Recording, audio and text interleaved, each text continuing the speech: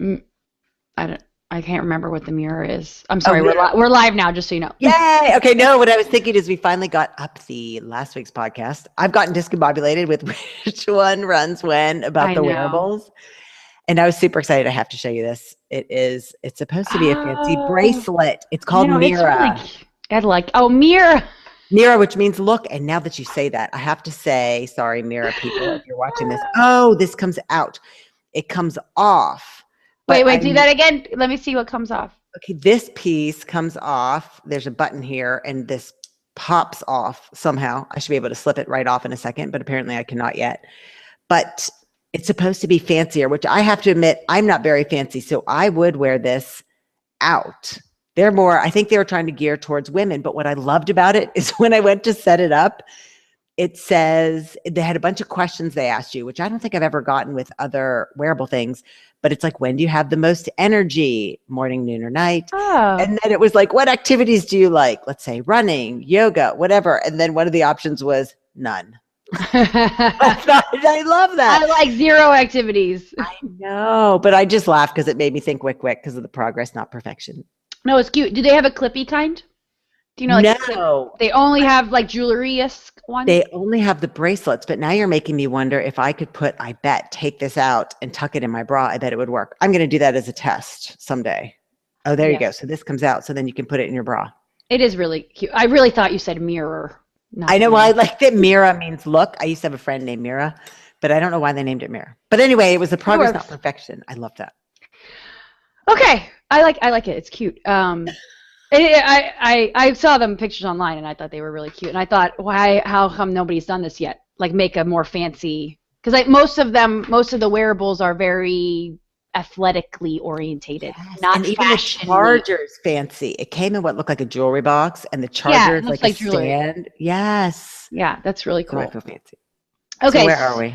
So here's what I'm thinking. I have been wanting to update on the floss kiss thing for a while. So I thought it might be just like a 2-minute intro thing, because I have this hypothesis and I'm not sure if I'll be able to explain it, but I'll do my best. And then I thought we could bridge right to your quote. Because I love the quote, right? And then I think if you wanted to, you could bring up my post because it's kind of an example of the post. And then that would bridge into the naps. So it flows. Like, do you know what I mean? Like the quote kind of kicks everything off. Then we can bring up the post and then we can bring up the napping. So it kind of like all goes in order. Which, by the way, let me bring up the nap. Ooh. Let me bring up the nap thing so I just have it ready. I already have it up. I think I do. I will never forget bringing my child to the pediatrician and saying that she is broken. She won't nap. And he said, she stopped napping? I was like, no, she never napped. He's like, yeah, that's who she is. And I thought, oh, Lord. But that's who I am. My kids nap. I've been really lax on the Evan napping thing. I should probably make him nap more, and I don't. I'm kind of, sometimes I just don't want to fight the battle of the whininess. And I don't want to go to nap. So I go, let's not bring it up. He's fine. But then he must be fine. But anyways, he must be fine. But at the end of the day, it's funny because we had a babysitter on Saturday, and we didn't put him down for a nap, and he had a big day. We went hiking. We were outside. Like, we just did a lot, and we kind of just were out and active through nap time anyway. So then when we came home from the movie, the babysitter was like, Evan asked to go to bed. But see, that is mine. Okay, I don't want to talk about this. We'll talk about it later. Okay. And I also want to tell you behind the scenes, even though we've started recording, I have 10:33 and we have a joint conference call. In an hour, so we're perfect. Okay. So I'm ready. Okay, so do you want me to is it your turn to bring us in? No, you bring us in. I think I brought us in last time. We're going to wing it. Okay, we always wing it. Now I want to sing Katy Perry's This Is How We Do. I didn't know that was a new song. I thought it was old. That is my new theme song. That's an old song? No, it's new. I didn't realize. Oh, okay. No, I thought it was new. So I'm hip. I had no idea. We blasted. Which, by the way, you did get my David Bowie reference in the email. Yes. Right? Okay. I was like, when I said that, I go, she's not going to know what I'm talking about. No, and I almost responded, and then I was like, Carly, do you Hey, man. It's like, hey, man. Hey, man. Yeah. I just heard that song the other day. That's why. And now I lost the game. Do you play the game? No. Let's not go there. I'll bring that up.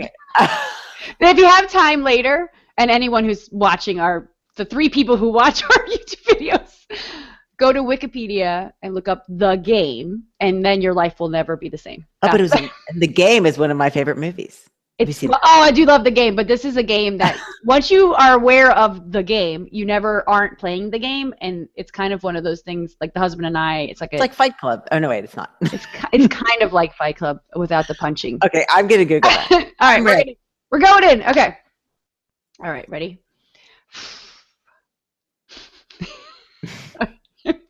I got the smile. Look, smile here. Gone. Smile. I'm ready. Okay, here we go. Welcome to the WYCWYC podcast, episode 18. We're back again to talk about stuff. That's how I always start now. I'm excited and I'm ready, and I have bags filled with stuff to share.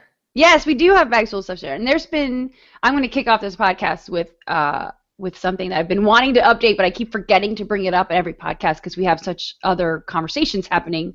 But if anyone remembers what was it now? Like a month ago, 6 weeks ago? It was a while ago. We kind of challenged everyone to do something. I don't remember exactly the details of our challenge, but for me it was flossing, and I've been trying to floss more, and I shared with everybody how I floss. I started to do it in the morning, even though it's 5:40 and I have 10 minutes to get ready to go to the gym by 6. I started doing kind of a could we not be explicit, half-assed job at flossing. But I thought I want to start the habit, right? So I've been doing that, and then I brought up how I added a goodbye kiss to the husband who was sleeping, who then has since kind of, I don't know, in a sleeping stupor, usually tells me to have fun or have a good day or whatever. It's really cute.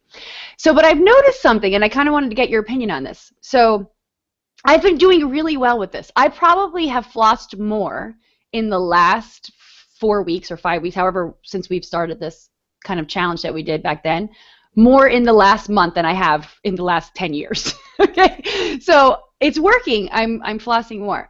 But what I've noticed was I'll go into the bathroom, I put my workout clothes on, I brush my teeth, and then if I forget to floss, I leave the bathroom and I go to give my husband a kiss, and then I go, I haven't flossed. And then I go back into the bathroom, floss, and do the kiss. And so I wanted to kind of bring this up as kind of a hypothesis of having like a backup thing, that reminds you to do the thing that you wanted to do. Does this make any sense? I read something about that recently where it's like, and I'm going to get the phrasing wrong, but essentially have triggers in your life where you think that, oh my gosh, because I always do this and then this, I go to do this and I forgot to do the first thing and now I'm going to go do it. A trigger, that is the perfect word. I didn't have a way to capture it.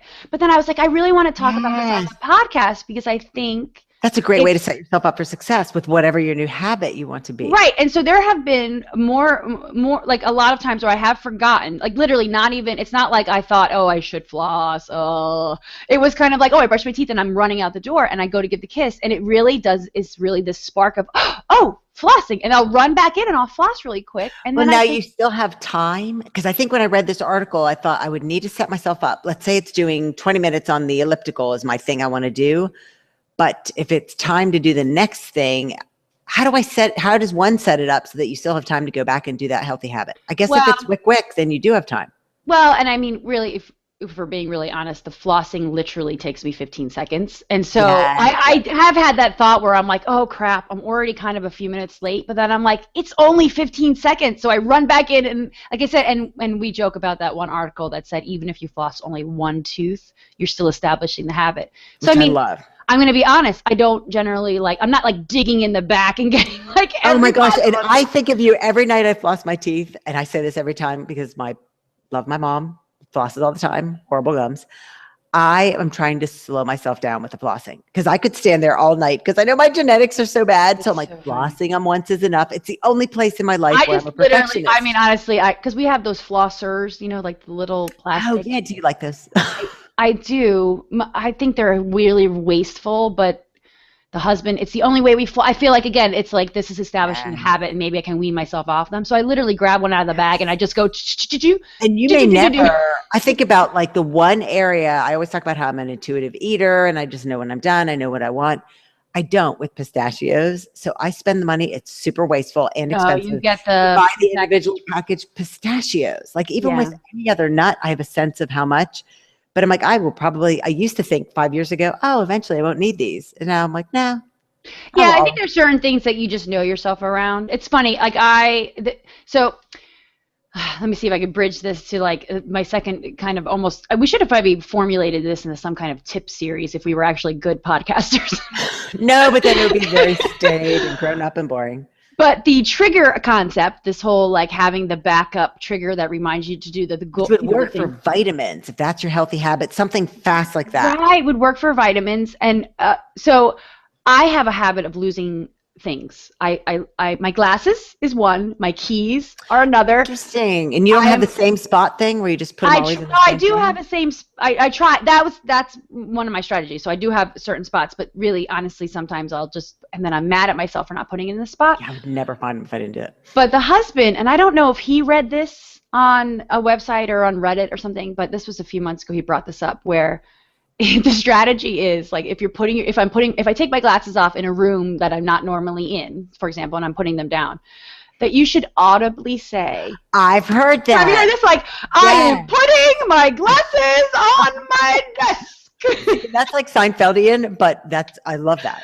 And I do it all the time. You do, and does it help? It so helps. It really does. See, that goes along with when you meet someone, if you're bad at names, and this doesn't work for me, where you're like, oh, Ronnie, macaroni. I love macaroni. Macaroni. I love Ronnie. I'm like, oh, that doesn't work for me. But I wonder if that would work. I can't do it with names either because I think I'm too preoccupied with the social cues and worrying about things and what we're talking about.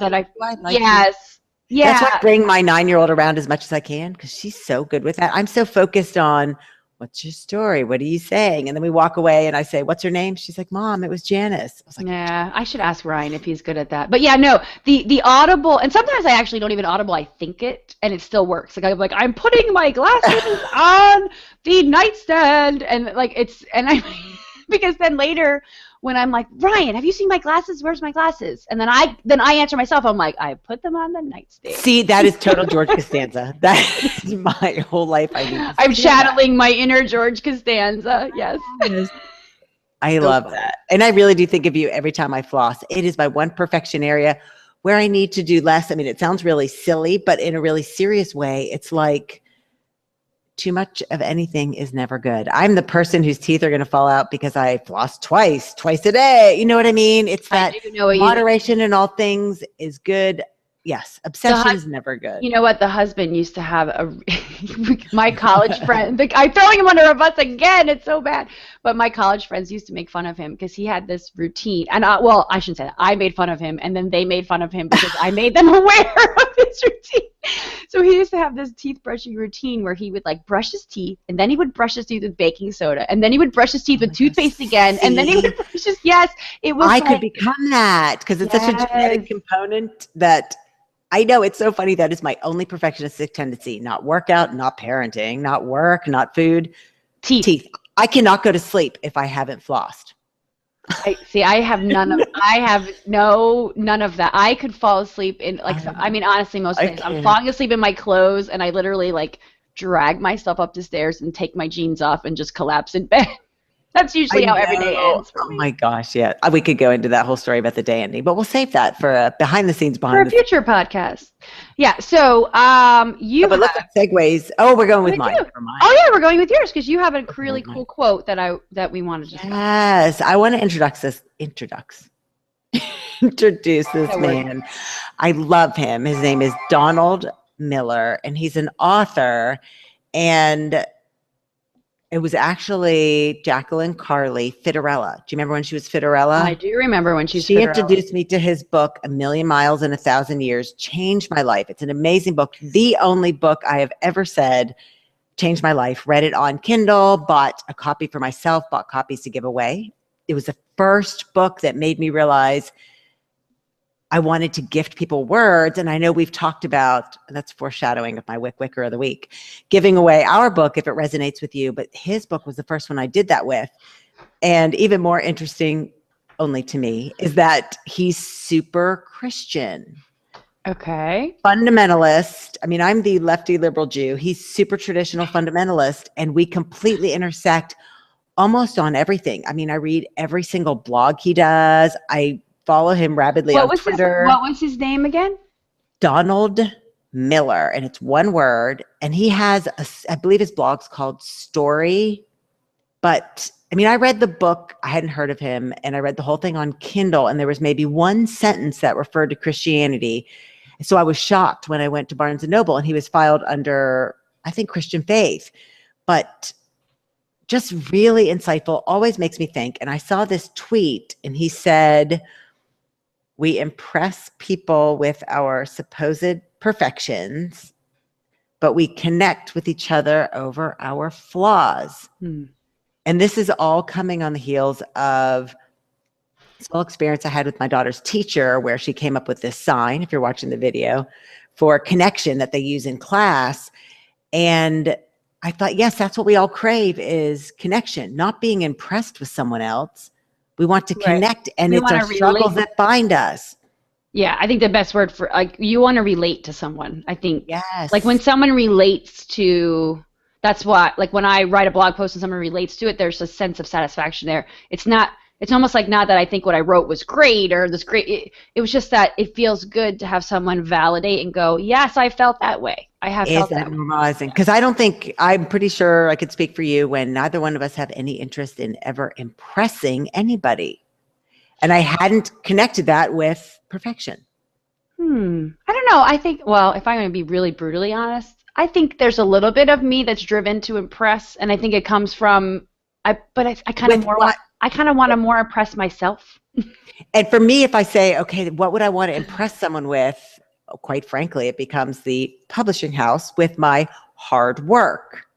Yes. So it's that, what do I want to impress people? That I'm willing to work my ass off. But besides that, no, I don't want to impress you with my parenting, with my kid, with the state of my house, with the state of my life. You know, I used to think that this was one of the reasons why, like when I first started Weight Watchers like 10 years ago, because one of the things I loved about the meetings, besides the accountability, and you're in a room with people who all relate to you, right? You're all there. I did have a little bit of drive because I wanted to impress my Weight Watchers leader with another loss week after week. I think there was, I mean, if I'm being like soul mentor, but is that a mentor? Is that a different dynamic? You know what? That's so interesting because, okay, the quote is, to look at it one more time. Sorry, now that I have lost it. No, read it again because I think it's people. For some, you know what? I read it as, he says we impress people. I read it as we impress the masses with our supposed perfections, but we connect with the masses over our flaws. I didn't, like, of course I want to impress my mom and dad, you're but right. I didn't take it interesting on that personal level. Yeah, you're right. Well, it's funny because you took it on a level, I think which makes sense because you're a blogger. So you're constantly throwing yourself out there. So you're more always kind of in the mindset of how you relate to other people, and you're not going to relate. Like we talked last week about the woman that wasn't there, the girl who committed suicide. Yes. Right. So this is kind of an example of that, right? So you're not constantly throwing yourself out there to impress everyone else. You're throwing yourself out there to relate to everyone else, Yes, and I had forgotten that. And I've been having all these struggles with the move and Emma and school. And I shared on this forum that I belong to on Facebook forum. I'm from the 80s. I was going to say, it's 1989. No. But I said, this is what I'm struggling with. I don't know that any of you have the same experience. And like 58, and it ended up like 100 comments later, I thought, I feel so much better. It feels normalized. And now I'm armed with knowledge. And I think that's it. I don't want to impress anybody with my life. I want to connect, because then I felt it's the life unfiltered. Right. Yes. It's for some reason, impress feels arm's length. That's what it is for me. Oh, impress feels arm's length. That's good. You always got little nuggets of wisdom there. My own Donald Miller. And maybe this is it. Maybe Donald Miller has a podcast and he's like, I can't believe I love Carla. She's a lefty liberal Jew, but I love everything that she's said. I love how you describe yourself. I know, but I thought that was so interesting. And it went, like, we had already talked about doing this. And then last night, and I don't have Twitter open, but do you remember that woman? I want to call her Rachel. Was that it? who tweeted something she was struggling with, and you jumped in, and I was like, I am so with you. Oh, What Jennifer, Ronnie said, my and wycwyc'er of the week, possibly, I think. she And I don't know. said, it feels good to hear two real people. What was it, like normalizing what I'm saying? But it was connecting. She shared a flaw, and you and I authentically thought, and then said, oh my gosh, I totally get that. And it was the connection. Yes. Well, and I brought this up last week. I think there is power in transparency, right? So, Yes. yeah, I really do believe that when we do peel like layers away and we share our imperfections, then everyone is more comfortable across the board. I mean, think about how the media hops on, like, Yeah. when so and so didn't lose all the baby weight or something after, or something like Yes. that. It's like it becomes, we're either, I don't know, we're like looking at celebrities or people in the limelight and they're always portraying this sense of perfection. And But the then conversation ends there. If they're like, okay, she's perfect. There's not much to talk about. yeah, I think it's starting to feel faked and forced. And I don't know, I think that's why people like, and I know not everyone loves her, but people like Lena Dunham, right? Yes, yes, yes, I yes. think because she's embracing her imperfections and she makes no Yes. apologies for herself, and she kind of, like I've said this before, I don't even remember if we said it in a previous podcast, but I feel like she gives women permission to, by her nature, like, do you know what I mean? Like she's like a breath of And fresh isn't it air. interesting? We need permission. It goes back to Brittany Gibbons, who we were talking about Yes. long before we were recording, and her new book. But we do need permission for some Yeah, reason. and for whatever, yeah, say for whatever reason. I mean, we can kind of analyze that if we wanted to, but it doesn't really matter. But there is something powerful about someone who's willing to kind of Be the first. let their Yeah. imperfections shine in a way. And I say this all the time. I was talking to a friend last night about this.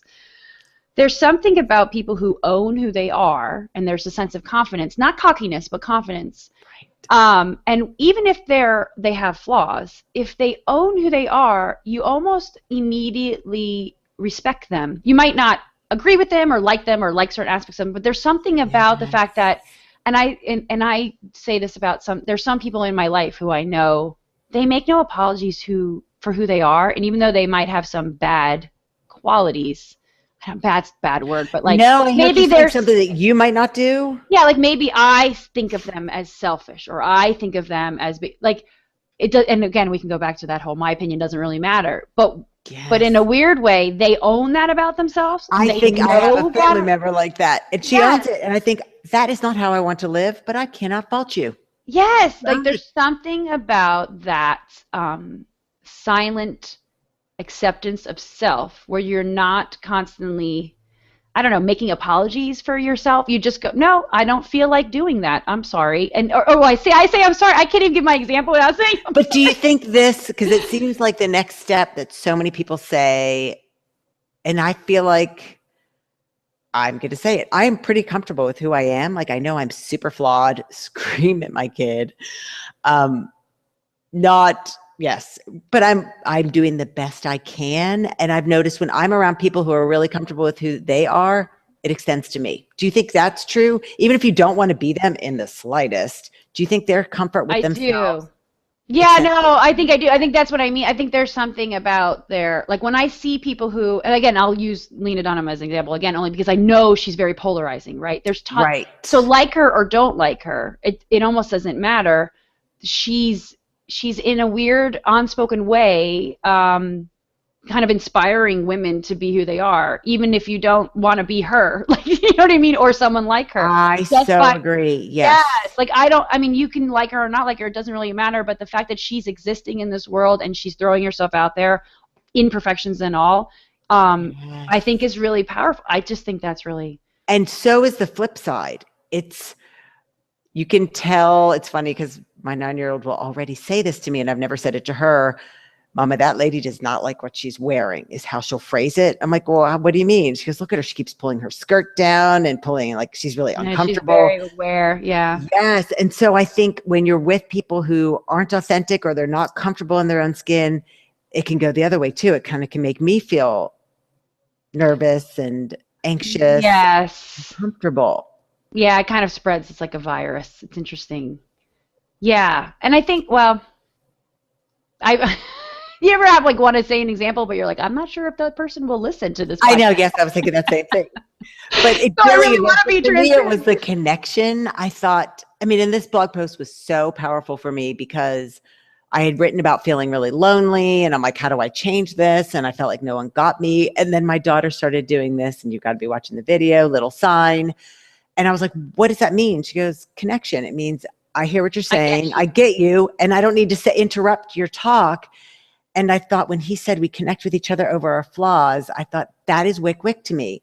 We're all out there. We're all trying our best. We all fall short every damn day. We all get back up and try again. And that's what makes the tribe. Because if we were all impressively perfect, there'd be no wick wick movement. Agreed. Well, and I would argue that no one is impressively. If you see someone who is impressively perfect, then generally they're hiding something. They just are. Yeah. Yes, I tend to agree with you. And sometimes I do feel bad when I think, what is the chink in their armor? Yeah. But no one is perfect. No one is perfect. Well, and I think, well, for me, like you brought up parenting before, and the other night I lost it. You ever just have a moment where you just Oh my lose gosh, it? yeah. No, never. I'm stressed. I know, like, I'm tired, and my patience is really running thin. And the kids were doing something, and I asked them to stop, and they didn't stop. And then mommy went from like a 2 to like a 10 in like 4.3 seconds. Yes. And I had to bring myself down from it. You know what I mean? So I had to take a break. Like, I did it. I yelled, "It's over!" Blah blah blah. And then I was so angry. I had to get up from dinner. I couldn't eat. I had to stop eating. I had to get up from dinner and just start cleaning. This you want to get into? Go to my house. This is like, I don't know. This is not a flaw because I think this is like might be an advantage. But when I'm angry, I need to blast really loud music and clean things. That's just how I deal with anger.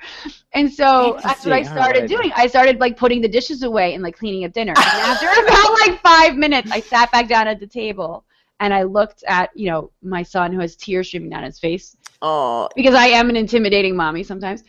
And I apologized to him, which I think is so powerful. And I said, you know what? I'm sorry. I overreacted. You guys were not listening, and I wish you would have listened. I said, but my reaction was also over the top, and I shouldn't have reacted that way. And I feel like even those little things, like you said, like I owned it. I think owning the reaction, and I'm hoping through example, this is what I'm teaching my kids, but I did it. I can't make excuses now for how I yelled at that. You know what I mean? Like, it's not, that's it's not worse when it becomes Stepford, like, okay, guys, what should we do now? Yes. So I was like, I took a big deep breath. I sighed, and I was like, that was a complete overreaction, and I'm sorry. I said, I probably even shouldn't have a but there was a but there because I'm like, you also, and I try to let them in my brain, and I really think on a smaller scale, this is kind of what we're talking about, because I think your kids need to see you not as when kids see their parents perfect. You know what I mean? So I was like, look, mommy's stressed. I'm really tired. If you guys have to understand and see things from my perspective as well, and I try to get them to see from the parenting perspective, which sometimes may be unfair, but I think it's just equipping them to realize that. Great. And I think it's just an approach. Well, empathy too. They never, I think kids don't have empathy because their parents. We have to teach it to them. Right, are hovering all the time and not ever going, hey, I'm a human being too. I need to go off track. I don't know what we're going to call the podcast because now I'm veering. It's the exact same thing, but a little off track. When I was up at school this morning, the teacher grabbed me and I was like, oh, good, more academic stuff. But she said, I need to tell you something your daughter did, because then I shared it with the whole teaching staff yesterday. And I was like, oh, Lord. It was exactly what you said. And she got it from me. And I was like, oh, is this good or bad? She got into a big argument, power thing with a boy in the class that everyone fights with. And she started to get all heated. And then she stopped and said to the boy, you know what? I'm just in a very bad mood because of something else. And I am sorry that I'm taking that out on you. And my teacher was like, how insightful is that? That's just phenomenal. She's so young. And Ronnie, I immediately thought, or her mother screams at her at home and is like, no, honey, it's okay. I'm sorry. I'm just worried about other stuff. Oh, that's so sweet. But it's funny that she mimicked the exact same thing that you said. It's having that reaction and then coming back and saying, okay, sorry. Well, and really, to bring it back, isn't she owning an imperfection? I mean, isn't it an imperfection that we all sometimes let other Yes. things bleed into our interactions with other people and they don't know? I mean, how many times do you always say to me, like, it's not you, it's them, which it is, but Yes. the Other them, person doesn't own it. yes, and like sometimes it's like, I think that's another way to say, I'm imperfect, I'm having a bad day, and I am Yes. sorry. It's just a way to kind of express that. Yes. And none of us, I mean, the whole progress, not perfection thing is so, it's like some of our reviews on Amazon. I love this book. It's filled with common sense because all it is common sense. Move forward. No one's perfect. Boom. None of Right. us are perfect. Which I feel really insecure about that sometimes. The common sense thing. Yes, because I'm like, well, of Yeah. course, sometimes I feel like it makes like, should we have written the book? Was it worth writing the book? You know what I mean? And I'm thinking, yeah, Yes. and then I get It's all insecure, like, perspective. did we really write a book that needed to be written? But then I think, well, Yes. yes. And then so, but it's funny because sometimes the feedback we get on the book, which is, it's so simple and easy to read, and I read it in an It hour. was And I'm that thinking, Enel post, though. That was what captured it perfectly when Enel yeah, said, this should be the new golden rule. Because I thought, what is the golden rule? Something super duper obvious. Make new friends, but keep the old, or something like that. do on to others as you would have done. Yes. Yes. Oh, yeah, that's really obvious. That's So I that's the thought, one I always use with my kids, is the yes. golden rule. Yes. But it's the, we all know this, do we do it? Because quite frankly, I never did ever take the stairs, not the elevator, park further away. I told my clients to do it, but I was too busy to do it until we started this whole process. And now I always do it.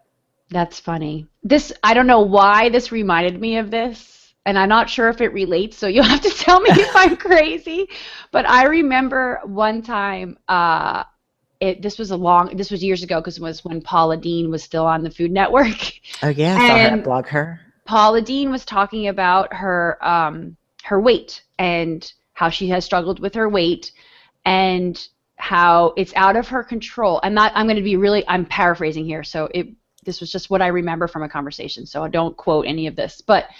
And she compared herself to either a cousin or a friend or someone who said, and she said, we eat the same exact way, but Yes. she's thin and I am not. And something, so along those lines, that's kind of the gist of what she's saying. And I thought immediately to myself, there's no, like, you don't probably eat the exactly same way. Or maybe you eat the same way, but maybe she Yes. takes the stairs and you More don't. active. Yes. Maybe she leaves 5 bites on her plate and you don't. And it was funny because I thought that comparison, because I have done that. The reason why it resonated with me is because I used to say that. Oh, interesting. Well, I eat like they eat and I'm 30 pounds overweight, but they're not. That life's so unfair. You go down this like mental justification.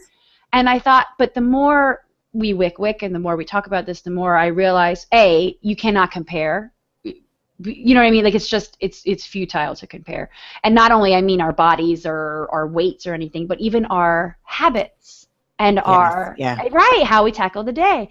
And so it was like when I remember, for some reason, that whole interview that she gave that day, I thought, what a kind of, not closed-minded way of looking, but you're kind of putting yourself in a bubble if you think that way, because you're giving yourself an excuse. Do you know what I mean? Yes. You're and it goes back to what you always say about the whole wick approach to life.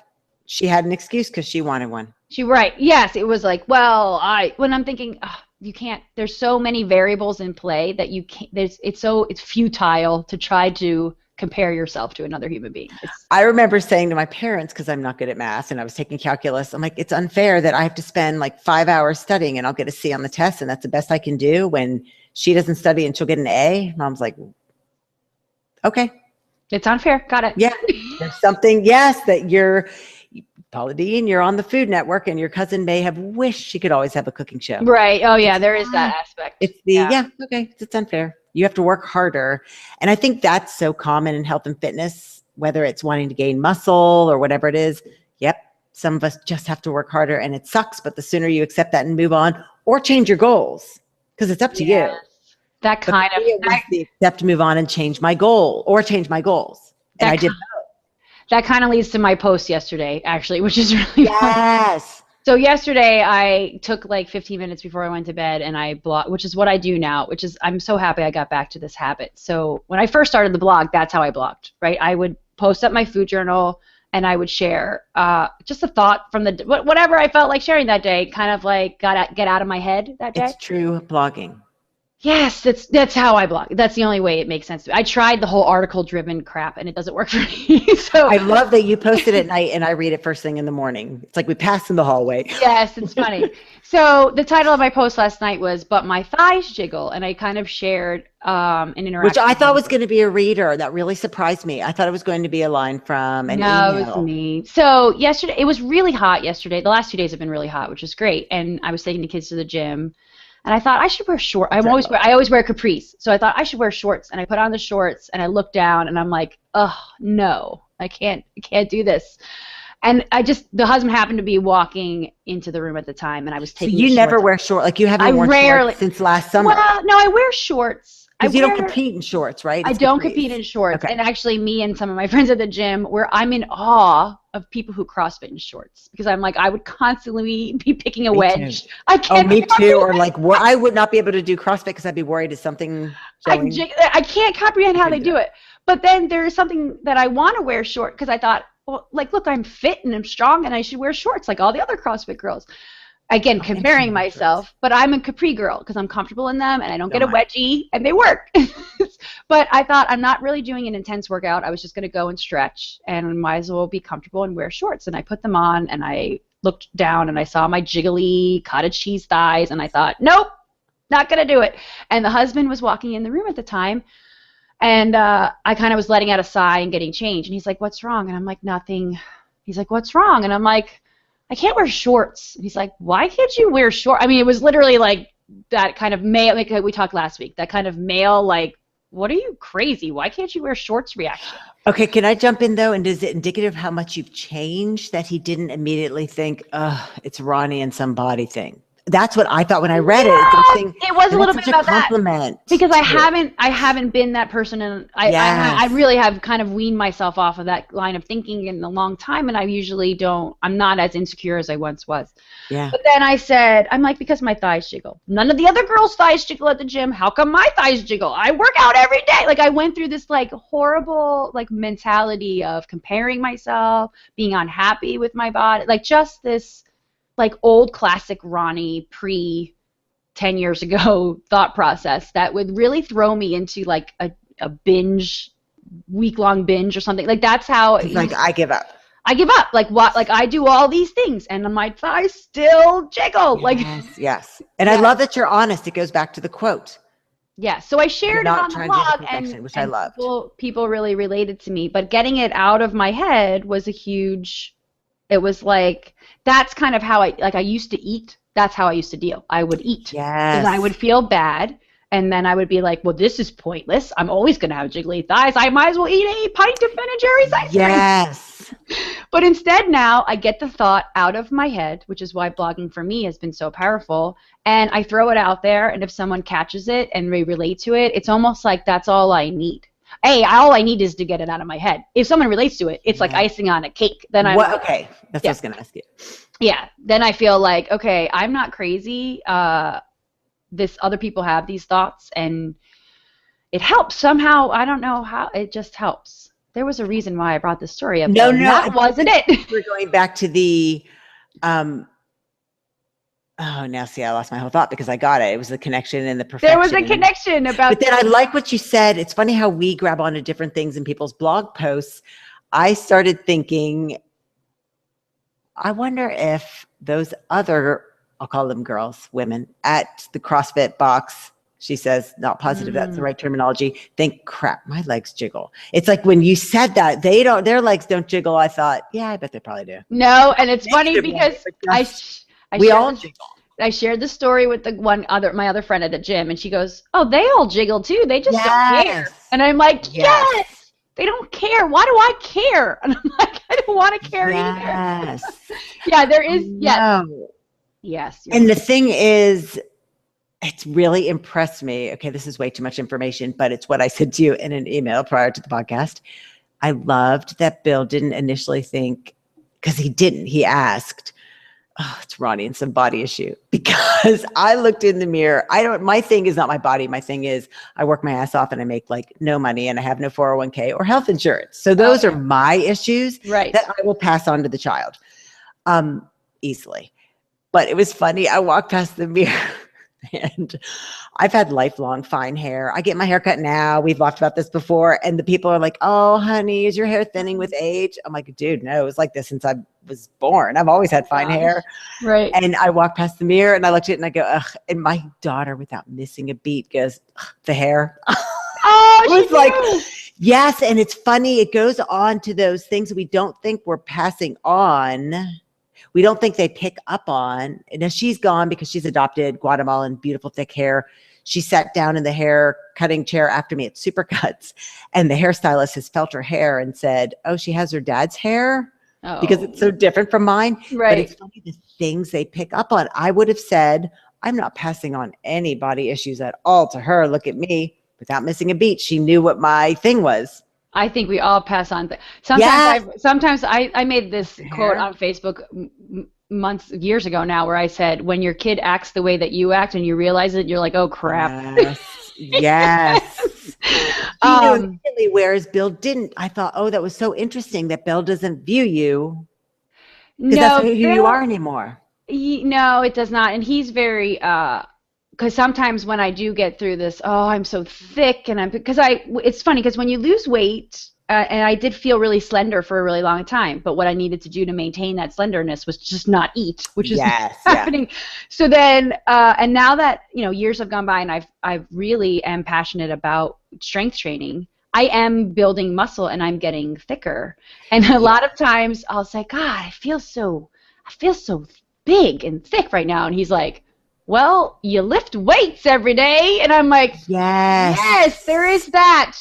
Yeah. And so it's like my big reminder and I've been saying this for a couple years now, that the place that I've always wanted to be and that I'm getting closer and closer to is the acceptance that my body is the result of my lifestyle. And then therefore there's nothing to not be happy about.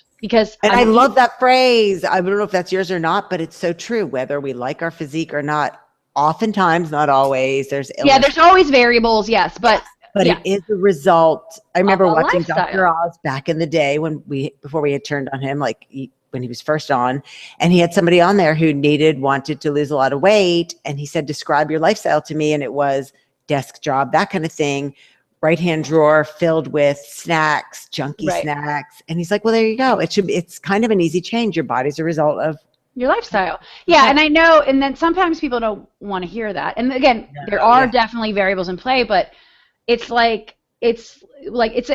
because I've gone through so many changes over the last 10 years where when I was a runner, I looked like a runner. I was much slender. I didn't have muscles. Yeah. Now that I'm CrossFitting, I'm starting to look like a CrossFitter. I'm getting a lot of muscles. My shoulders are really broad. I'm good. And it's like, it really is the result of I eat high protein diet, I'm building muscle, and my thing though, it's always is affirmation the right word? It's a statement I say to myself that makes me remember that my true goal, even though I might have gone through weight loss goals or lifting goals or whatever, running goals, my true goal is to live the life I want to be living, right? Yes. That's really that's the goal. And I'm eating what I want to be eating, and I don't feel like I have to measure everything, and I'm working out the way I want to be working out, and I enjoy it, and I have social aspects. So I'm doing all the things that I want to be doing in my life. Yes. And the body that results from that, I have to be happy with. Isn't it interesting when you posted that picture, going back to last night when you were like solely focused on, I'm standing here, I'm looking at my legs, I don't like how they jiggle. But then we did the podcast, and then you had a screenshot from the podcast. I may have this wrong, but this is how I remember it. And you were like, oh, I am getting so muscular. I love it.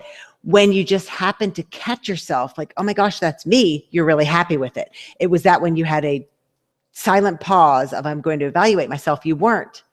Yeah. And the more real one is the first one, I think, when you happen to see yourself like, dang, I look big and good and I love it. No, you're right. There is that. Well, and you commented on my blog post and you brought up, which bridges us to our last segment. Yes. You get like that when you're Oh, tired. And I did that bring was up the in hair the, thing. Yes, because I'm yeah, so exhausted. And I thought, oh, my hair looks so scraggly. When I never care whether I have a full head of hair or like the thinnest ponytail in the world when I'm rested and happy, but I'm tired, sleep deprived. yes. And for me, I think and this is why I wanted to blog about it, because I was seeing the correlation in when I'm stressed and I'm Yes. feeling defeated and I'm feeling just kind of at my rope's end, really. And I'm like, oh my God, I have all these things in motion and I have all these balls in the air. That's when I've noticed that I am the hardest on myself. Yes, because you And focus on something else in a way. yeah, it's kind of like I don't know, you just yeah, maybe it's a form of internal procrastination or where it's like, Yes, you're not focusing on the person who didn't respond to your email and that annoyance. yes, you're right. Do you hear that? I hear something. It's just nothing. Um, But this yeah. next thing is something I cannot do. I have never done, even long before kids. My husband would go do it and I would read. So what is it?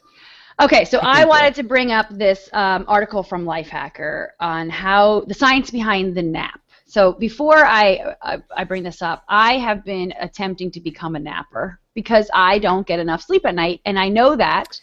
Yes. And we have a chapter in the book about this, about how sometimes and we both agree with this, one of the most insulting things people can say to you is just sleep an extra hour. And you're like, really? I can't just Because if I add an had that hour. hour, yes. I would be sleeping. And I'm like, Because that's not wick. And I love that we've talked about one of the Twitter accounts says that as start small, add an extra hour of sleep. To me, an hour is huge. hour is huge, yeah, and it doesn't get easier when the kids get older. For some, I think I had a misconception here that when the kids get older it would get easier. But what I find is like now that they're older, they stay up later, and then I want to stay Yeah. up later Yeah. because I don't have any me time, and then it's like Oh a my gosh, it's like a snowball. competition. Yes. Yes, and the 9-year-old thinks it's hysterical when I say I'm going to go to bed. He's like, "You're going to go to bed before Yes. me?" And Yep. I'm like, "You know what? Yes, tonight I'm going to bed before you." I But actually look forward to that because that can be a form of me time when she's even just a little bit older, like 12. It's like, dude, yes. I'm going to bed at 9. Do what you will. Yes.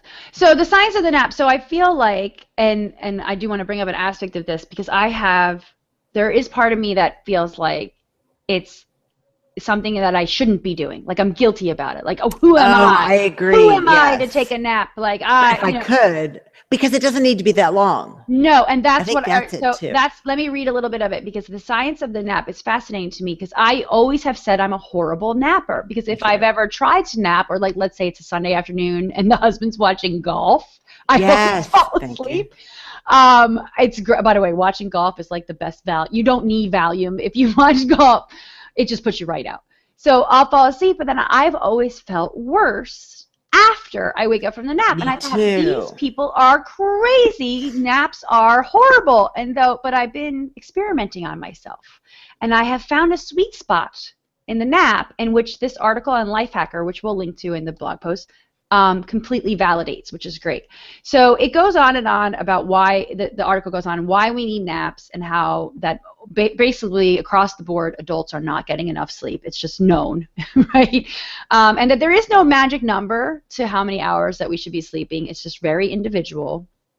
Right, and they go on about all the other reasons why we may need naps. Poor nutrition. Our bodies are actually programmed to have that afternoon slump. So it's like your circadian rhythm, and you're actually meant to kind of have an afternoon nap. Even, it's just the way that we are, but our culture and our Siesta. society, yeah, it isn't Yes. built that way. And so they talk about a few. By the way, this article is amazing. It's a very comprehensive. They offer studies on It is. napping. I'm so anti-nap because I think I can't. And I read it and thought, maybe. Yeah, so I'd be reading about it. So then they go towards the end, they go how to take the perfect nap. And this is where I've been experimenting on myself. So I'm going to read this one aspect. And the first point is watch the time. And it says the most beneficial naps during the day, according to sleep experts, are relatively short. This is Yeah. because short naps only allow individuals to enter the first 2 stages of sleep. Once you enter a slow wave sleep, it's much harder to wake up, and you may be left feeling groggy for hours afterwards, Yes. which is what happens to me. It's horrible. Ideally, your nap should be under 20 minutes. Naps Which we all have time for. I think yes. that's when you say it feels so decadent. It's like, no, 2 hours might feel decadent. No, yeah, you're not talking about taking a 3-hour nap in the afternoon. Yeah. 20 minutes. And it says naps of this duration are short enough to fit into a workday, but still give you the benefits of improved mood, concentration, alertness, and motor skills. If you've got more time, then a nap of 45 minutes can also have its own benefits, including boosts in sensory processing and creative thinking. If you go longer, you should at least aim for a minimum of 90 minutes. So there's kind of a sweet Oh, spot. interesting. So Yeah, it yeah. needs to be like under 45 or greater than 90. And then you'll work your way through all of the stages of sleep, and then you won't wake up with that kind of disoriented, I like wonder if groggy that's feeling. true. Well, I've experimented on myself. So the one day I set my alarm for 18 minutes. For some reason, I had this in my head, and I was really tired. I was like, if my head hits the pillow, I'm going to fall right to sleep. So I said 18 minutes. I fell immediately asleep. I had no problems, which sometimes I do. And my alarm went off, and I felt fantastic. And it was Interesting. one of the first times that has ever happened to me. But this was like, I don't know if it was last week or the week before, I decided I would just I was so tired, I was not getting anything accomplished, and I'm like, I'm going to lay down before the 9-year-old gets off the school bus. So I lay down, and I didn't have an alarm, and I slept for about 55 minutes, maybe 65. It was a little over an hour, and the 9-year-old came home from school, and I was a mess. I couldn't wake up. Like I literally, I was like, Ryan, I can't get out of bed. I'm so tired. I can't get out of bed. It was a horrible, groggy, cloudy feeling. So I thought, okay, there might be something to this 20-minute nap thing. I don't know. Oh no.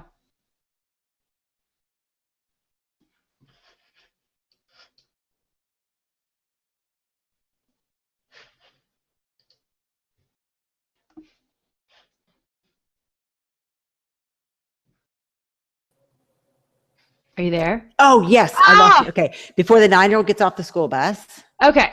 So, by the and way, your freeze frame was hysterical. You were like, was we have 9 minutes until yes. until Okay. our call. So Before the 9-year-old 9-year-old. the 9-year-old got off the bus, and I was a mess. I was like, Ryan, I can't get out of bed. I was so groggy and drained, and I Interesting. felt horrible. And then I thought maybe there's something to this 20-minute nap. So if I have that eyes closing, can't concentrate feeling Yes. around 2 o'clock, I am going to, I'm in an ideal situation. I'm going to own this. I work from home, so my bed is right upstairs. There's no reason why I can't take 18 to George 20 minutes. Costanza, bed under the desk. Bed under the desk. What about the caffeine naps? Now, have you read about those?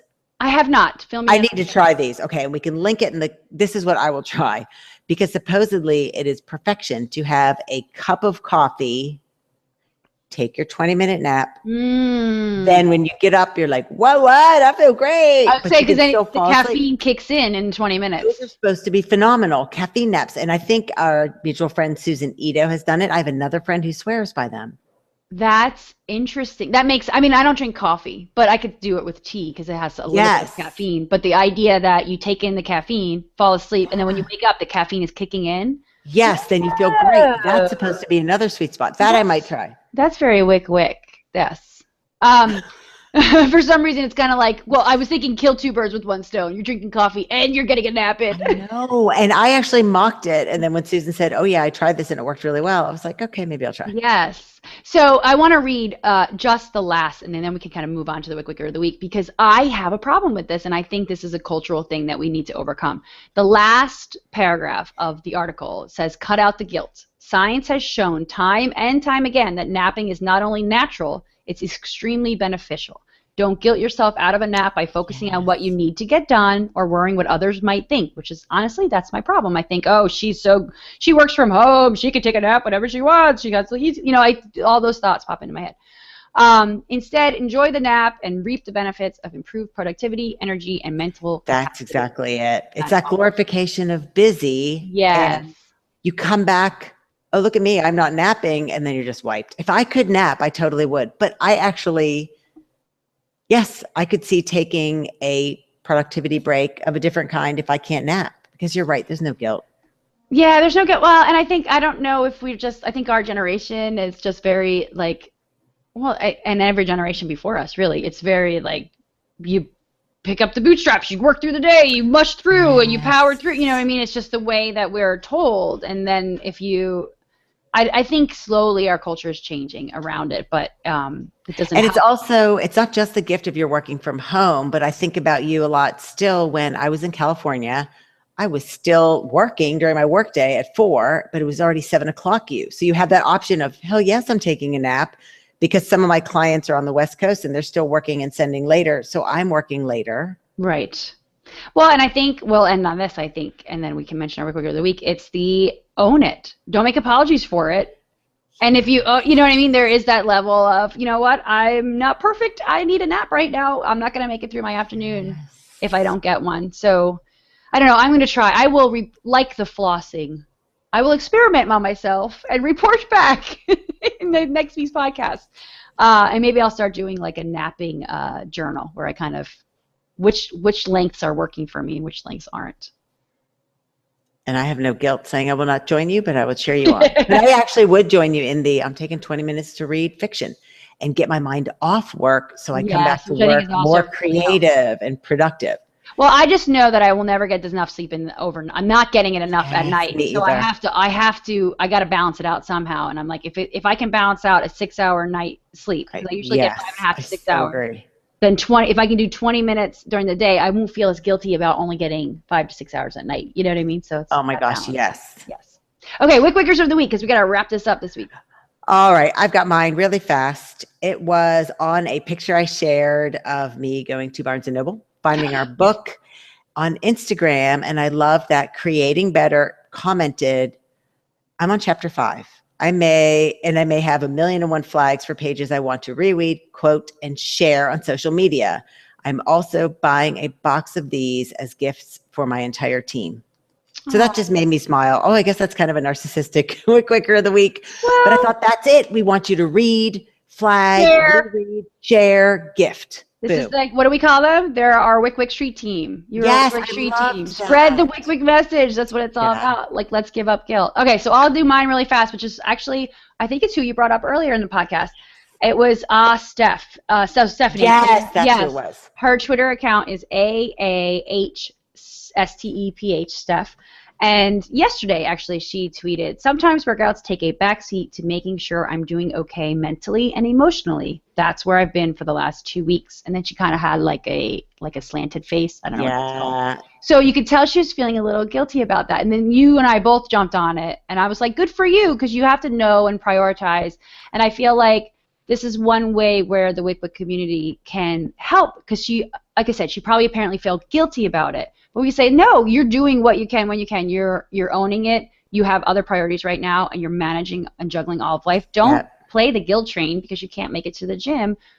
You'll get back to it when you can. It's just yes, because it's a lifelong. It just made me think this is forever. There's no end. It's forever in a great way. Yes.